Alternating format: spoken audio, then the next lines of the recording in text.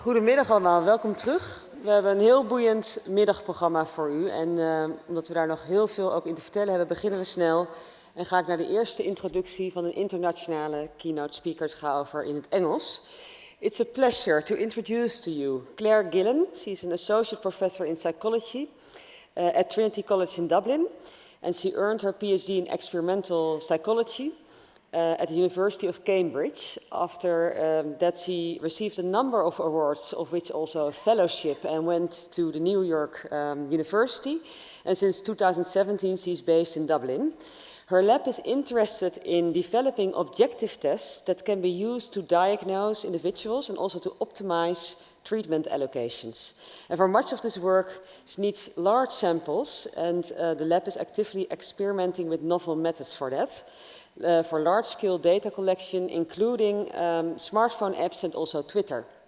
I'm very sure we will hear a lot the coming years from Claire, and we're very happy that she's here to share her views on the developments in psychiatry. Please give a warm welcome to Claire McGillan.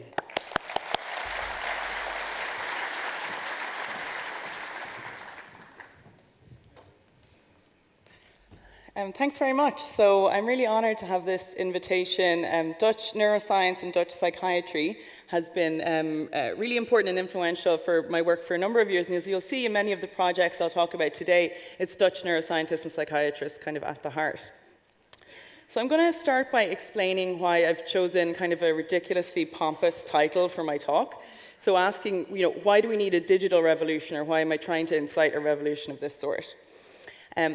The reason is a frustration that's kind of built up in the work, I think, across many domains in psychiatry over the past few years, and that's that effect sizes in mental health are often teeny tiny, very, very small. Many of you will have heard the storm in the last few months from the famous Nature paper looking at brain-wide associations with clinical phenotypes and cognitive phenotypes, where the largest association between a brain measure and a mental health measure between resting state connectivity or structural connectivity was less than a correlation of 0.1. That's very, very small. This isn't an exercise in dumping on neuroimaging research. This is true all across mental health science. If we look at other really well-established risk factors, like adverse childhood experiences, we see the same thing. When you have big samples and you can average across many, many people, you see that the more adverse childhood experiences a person has, the more at risk they are for having mental health problems in the future. But you also see that if you try and use this index of adverse childhood experiences to say something about an individual patient that comes into your clinic, the predictive accuracy is really poor. We can't use that. It's very marginal benefit across pure chance at predicting whether someone's going to go on to have a mental health condition. The reason for this is that mental health is, of course, very complex. Patients, as you know and as you see in your clinics, are highly heterogeneous within existing DSM disorder categories. So that means you can have very different and sometimes non-overlapping symptoms with someone with whom you share a common diagnostic category. We also know that patients, unfortunately, are also very similar across disorders and are often presenting, or more often than not, presenting with co-occurring conditions. So in this case, you can have more in common with someone who has a different diagnosis to you than someone within the same category. This is a major problem for research that uses these categories and treats them as though they're real entities, real biological entities. To get around this and to try and capture this complexity, we fundamentally need much larger samples in the research that we do in psychiatry. We need to capture small effects that become meaningful at a population, if not an individual level, but we also need to try and understand this complexity and bring together small effects so that we can develop algorithms that can be used in clinical practice, combining these many, many small effects. So I'm going to talk to you today about how this frustration built up and give a bit of a narrative about early work that I did on obsessive compulsive disorder and imbalances in this condition, or a tendency in this condition to form habits excessively. And then I'm going to talk to you about where it's going and several lines of active research in my lab that have aimed to solve this problem of sample size.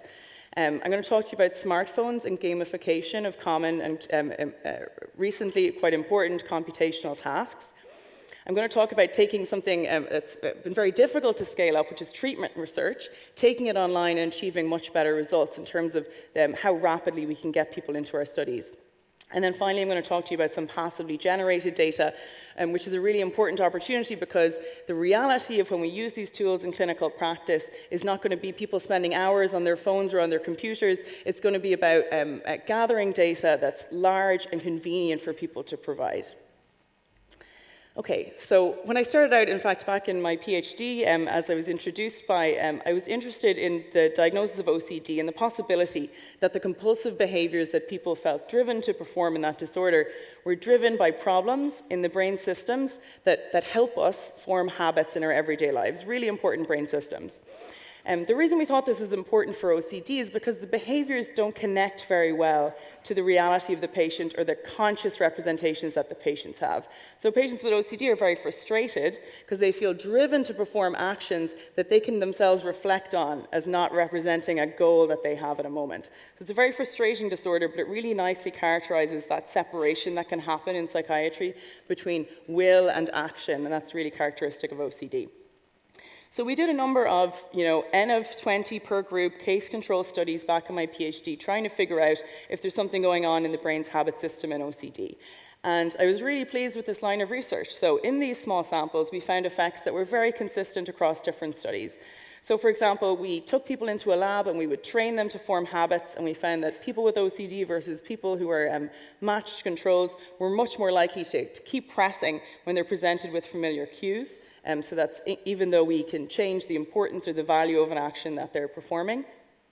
We've replicated this in many settings, and then we also devoted a lot of time to trying to figure out quite precisely what the mechanisms are that lead to this reliance on habits. And there's a lot of research now suggesting it's problems in the brain's goal-directed system. So this little schematic here represents a person having a mental map of a decision space of how their actions lead to consequences. And we've used computational modeling and mathematical modeling to show in behavioral tasks that failures in this system seem to leave patients vulnerable to relying on their habits. We've even done brain imaging studies that suggest convergence across brain regions involved in goal-directed control. And we really went to town. We also did experiments where we really tried to control for co-occurring symptoms in OCD like anxiety or stress. We did CO2 inhalation and got people very panicked. And we looked at their life stress over the last year. And none of these things could explain these deficits that we were seeing in OCD. And then 2 really inconvenient papers were published that showed deficits in goal-directed control in disorders that don't have this compulsive element that was driving a lot of the theory behind this, social anxiety disorder and schizophrenia. And this led us to start thinking really about the nature of diagnostic groupings and how pure they are to nature and how useful they are for research. And we started to question the idea that cognitive deficits would or should obey these diagnostic boundaries, which we know clinically are really quite fuzzy. But to solve these problems, we couldn't keep comparing across different studies. We need to get large samples of people together so that we can statistically disentangle co-occurring symptoms. And that proves very challenging when you're working with groups of diagnosed patients. So to get around this, we did our first online study. So for this, we recruited over 1,400 people on a crowdsourcing platform called Amazon's Mechanical Turk. And we had all 1,400 of them do a computerized task from the comfort of their homes and also tell us about a range of different symptoms of psychopathology they had that are listed here. And we looked for associations, gender, age, and IQ controlled. And what you see here is this blurring across different aspects of psychopathology. So eating disorder symptoms, impulsivity, OCD, and alcohol addiction, all showing this consistent impairment, but other disorders not so much. So what we did with this data set was we developed this new method called computational factor modeling. Well, it's really an old measurement, right? So we took a factor analytic approach to trying to link more closely how people perform cognitively to symptom dimensions that exist in the population. So more simply, what we did was we took all 209 questions that people answered, and we saw if there were dimensions of psychopathology that better explained these cognitive deficits. And we found this was the case, that a compulsive dimension that cuts across individuals is a much better explanation of the data than any of these individual questionnaires that mirror disorders that we talk about clinically. That was a study in a large unselected sample, and one of the limitations of taking that approach, of course, is that we don't know who in that sample is treatment seeking, if they're quote-unquote real patients, and if these data are valid to the sorts of people that you treat on a day-to-day basis. So we carried this method on using, again, an online method, but here doing detailed telephone diagnostic screens with participants in our study at 5 major clinical sites on the east coast of the US.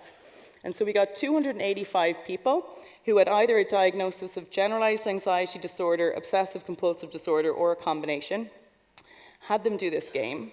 And you don't have to squint here. There's really no difference between these groups in their ability to perform at this task, kind of confirming that the blurring I was alluding to earlier across different studies looking at different disorders in isolation. But in this patient cohort, what we see is that if we look within them at their individual differences in compulsiveness, this is where the association with task performance emerges. I like this graph because it shows, we're not hiding the complexity and the variability that you see across individuals. These effects, of course, are still small. But what you can see here is that there's patients in orange there of a diagnosis of OCD that are not compulsive at all. And there's even patients in the dark gray without a diagnosis of OCD who are really quite compulsive. This variability is hurting research, and that's why the search for transdiagnostic dimensions that are more valid is, I think, going to be really important for the next few years going forward. So these studies got us very interested in the idea that we could use online data to gather much larger samples and put our theories to more difficult tests. We've become kind of obsessed with the idea, and we've tried many different methods now, some of which have failed horribly, and some of which, of course, I'll tell you about today, that have allowed us to really increase the scale of research that we're doing. So one thing that we've done is we've developed a smartphone app called Narika. It's free to download on iPhone and iOS.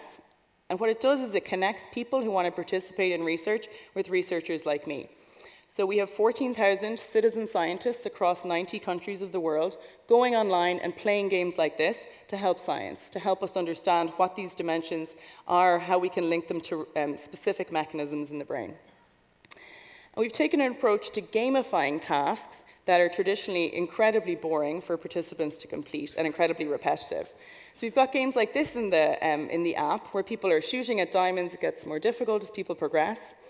We get a real motivation or incentive, a fun component to the task, whereas all we're interested in is the choice from which of those two canons that people select from. And from just that and the statistics that we set up in the task, we can measure goal-directed planning in a totally different way to what's been done before and in a way people find quite acceptable and fun. We get valid data, reassuringly. So on the left, you'll see the original development of this task. I think it was in about 20 subjects, healthy people. And you can see we're mirroring the behavior from that original paradigm. So seeing face value that the behavior on the face of it looks similar to the classic task is important. But of course, we want to see if it's got this external validity for compulsiveness. And so what you see here is that it does. So on the larger graph with many points, I'm sure it's similar to the one I showed you earlier. These are traditional self-report questionnaires that map onto DSM diagnoses. And what you can see is that some are associated with deficits and some are not. But when we use the exact same factors that we developed in that 2016 study, you can see that it's only compulsiveness that tracks this deficit. And we can do it using a silly game that people will play for free. Another thing that we're interested in and that we've developed in the app and also using this transdiagnostic modeling framework is metacognition. And you'll know about this clinically, although it has many different guises that sometimes differ from how we consider it in research. Metacognition is our ability to reflect on our own cognition, our own abilities, and in some cases our own self-worth. So we often index this in people's confidence in their performance in tasks where we can objectively control for their performance and keep it quite similar.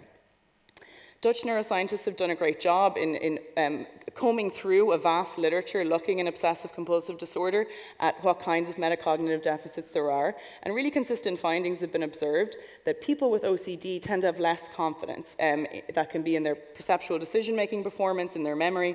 And there's really no evidence in these studies for increases in confidence. We thought this was a really interesting target for the transdiagnostic method I've introduced to you before. And that's because clinically, of course, when you see patients with OCD, they don't just have OCD, they also have anxiety and depression. And we know that depression is associated with negative beliefs about oneself, a negative self-esteem or low self-esteem. So we used our method, and again, the same factors that we identified in that 2016 paper. And it allowed us to reveal a double dissociation between anxious depression, a dimension of symptomatology in the general population, and compulsiveness. Whereas people who are high in anxious depression tend to think they're worse than they are, whereas people high in compulsiveness think that they're better. This has been replicated across many different studies now, I think 5 different data sets that I'm aware of, about 3 that are published, and it's a really consistent double dissociation that is completely hidden if you take a case control approach, and you cannot disentangle anxiety from compulsiveness. So we think this is important because separating these features which co-occur give us a better understanding of mechanism and new avenues for developing treatments. We have this app, or we have this game now, of course, in our smartphone app as well. It looks something like this. So on each trial, you're trying to determine which side has more dots. It's very fast. And then you tell us how confident you are in your ability. And we make everyone just as good as one another. We titrate performance. So we get these really clean estimates of confidence given equivalent performance. And again, we can replicate the effects seen using these classic tasks in a highly gamified version and people donating their time for money to help research. So what are we doing this for? I certainly don't get paid. I wish I did. So one of the things that we're thinking would be interesting with these data is to optimize tasks for the task of clinical detection for being used in clinical settings. So we're working on iterations between parameters in which these tasks are set up, optimal trial numbers, and all sorts of measures that can help us increase the precision of our estimate and increase the association that we can observe with clinical features. We're also using these data to develop multivariable risk models of disease, and this is a really important line of research that I'll talk about in our treatment prediction section as well. We're interested very much in what smartphone-based methods allow us to do is to move beyond these sort of snapshot studies that my research is certainly very guilty of, where we study people at one moment in time and we don't really understand how much cognition, mood, and symptoms vary over time and what that causal relationship is. Through an app, we can really do this twice daily for long periods of time and start to disentangle cause and effect that way. And we're also sharing it with the community. So this is a free resource, and if anyone would like to use this as a tool in their study, you can get in touch, and again, you can use it and access the data for free. Now, an area of research that another area in our lab that we've been developing that I'm particularly proud of is taking treatment research online. Again, there's only so much we can learn from these snapshot designs or even observational designs and hope that this stuff will eventually translate to a clinical setting. I think we need to start doing more of our research, and I'm talking about myself, working in cognitive neuroscience already at the axis of treatment.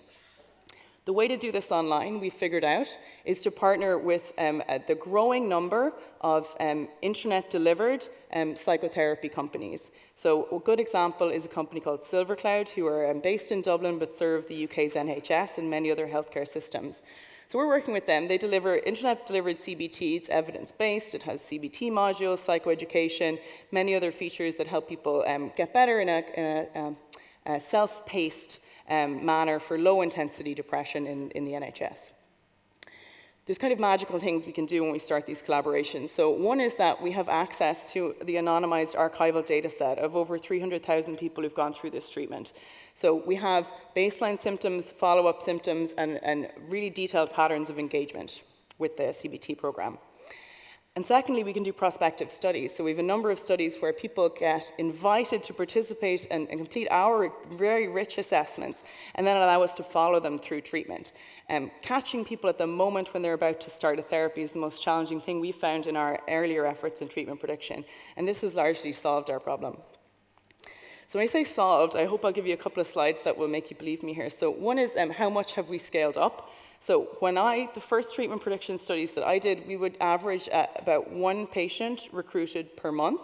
Many of you can probably do a little bit better than that, but it can be very challenging. As you know, people are in a very vulnerable position when they start treatment. It's hard for people to engage in these kinds of studies. We get 50 patients onboarded per month for this study, and that is a seismic shift in my view. Is the data any good? So we like to think that when we do online studies, people are like this, right? They're attending to the screen, they're really thinking about their answers, trying their best. But we don't know, of course, if people are misrepresenting themselves. We typically never meet them. They might be highly distracted, they might be intoxicated. We simply don't know what's going on behind the screen in many of these settings. It could be, I don't know. So we take a lot of steps to try and assess the quality of the data. And so I'm happy to say that this study, compared to all the other online ones we do, the data quality is actually of the highest. And I think that's because people who engage in these studies are really engaged in helping us solve the problem. They're going out of their way. We also have, obviously, we know everyone's about to start treatment, so it's a really closed invitation pool, and that's worked really well. What can we learn about how our treatments work? So I introduced you to two cognitive capacities earlier. So one is metacognition, where, for example, people with depression think they're worse than they are. And the other is goal-directed control, how people form a mental map and use that to make choices. So we can look mechanistically at what treatment changes. And this is a treatment targeted at depression, so we would expect metacognition and not goal-directed control to change. This is the only slide that didn't come over from my MacBook all that well. So you can see a fitted regression line and no dots. That might be convenient, you might say. But what we see is that as people go through CBT, their metacognitive abilities on our tasks improve, and that scales with the amount of clinical gains that they have. And this is specific, so they don't improve in goal-directed control, something linked to compulsivity, even though they make clinical gains in their depression. Another thing that we're doing is looking at large archival data sets, and many great Dutch neuroscientists have been proponents of a shift away from these sort of latent cause models of depression. We're going to talk a bit about networks in our next talk, so I'll give a very brief primer of different sorts of networks. So classic views on mental illness state there's something in our brains that causes us to have symptoms. Many people are increasingly interested in the dynamics of how symptoms play out with one another. So how our sleep affects our mood, how external stresses can activate systems of symptoms and get us into these reinforcing states that are difficult to escape from. Some of the predictions of network theory have been challenging to test because, again, of a lack of data availability. So one of the key predictions is that people who have really tightly connected networks should be more vulnerable to things like depression and also have more persistent depression. And there's been some evidence supportive of this, but the studies so far haven't all replicated. So here it's showing you that people who go on to have persistent depression have more connected networks than people who go into remission. But many other studies, as I said, have been unable to replicate this because we think that these studies are generally underpowered. Using archival data sets from SilverCloud, we can increase this by 2 orders of magnitude, looking at 20,000 people who have response versus 20,000 who don't have response, and really get good answers to these questions. And so what we've ascertained here is that with our enormously powered sample, we can of course see that non-responders do have more tightly connected networks, but the samples that you need to reliably estimate this and find this effect are much larger than most of the existing studies in this area. So with ends of 250 per group, you've about 37% power. You need about 1,000 per group to see it otherwise. There's some other problems with this particular area of research that we've tried to solve, and that's inferences about causal links is quite difficult using the sort of networks that we study here. So these are networks where every edge between symptoms in these graphs is how correlated symptoms are across individuals. So it doesn't give us the insights that we want about cause and effect or dependencies within a person. And of course, because we need large groups to estimate these, we still can't make individual predictions. So that's where I'll just briefly talk about our last study, and that's using online data to solve the data issue that has been existing in network theory and preventing people from testing some of the harder theories. So it can be very challenging to get rich data from people through time, and certainly as they go through a period of being unwell. So we decided to take advantage of the fact that people have been archiving their thoughts and feelings on social media platforms, and that language differences have been previously established in depression. So for example, people who are depressed tend to use first person, I, me, my more, and they use more negative effect in their language and other reliable indicators. We can see this in data from Twitter users, over 900 of them that we recruited for a study. The more depressed people are, the more I, me, my, the more negative emotion in their language. We got people's permission to process their tweets, and they told us how depressed they were. That's how those graphs emerged. And we also got them to self-report dates over the last year when they were in an episode of depression. Incredibly noisy data. People are trying to remember these things. We expect the effects to be small and noisy, but we can leverage this amazing time series that we have of people's emotionality over this period. So what we do is we take everyone's language use per day, and we can build personalized networks of how these linguistic features of depression fit together. And individuals, these are real subjects, have different levels of connectivity of their symptoms. So some are highly connected and some are less highly connected. We see that this relates, so noisily of course, to depression symptom severity. So the more tightly connected a person's network is over a year, the more depressed they are at entry to our study. But crucially, we see that based on these time logs of when they're depressed versus not, networks become more connected on an individual level when people enter these periods of depression. So I'm going to sum up a lot, and I realize it's been a whistle-stop tour of a lot of different methods, but I hope that these will spark some ideas for how these kind of online studies and new ones can kind of spring up based on some of these early ideas. So I hope I've got across a key point, which is that mental health is an incredibly complex human experience. People have myriad differences in how they were brought up, their access to education, deprivation, their coping styles, their biology, their genes, and so on and so forth.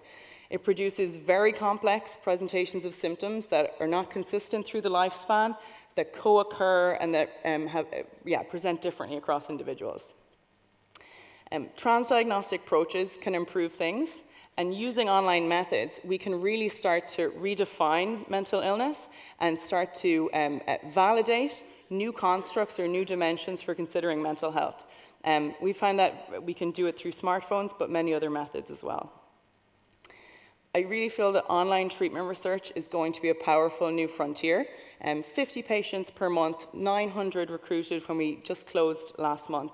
This is really going to open doors for us moving beyond these snapshot-style studies and starting to understand how we can predict ahead of time who's going to have a response.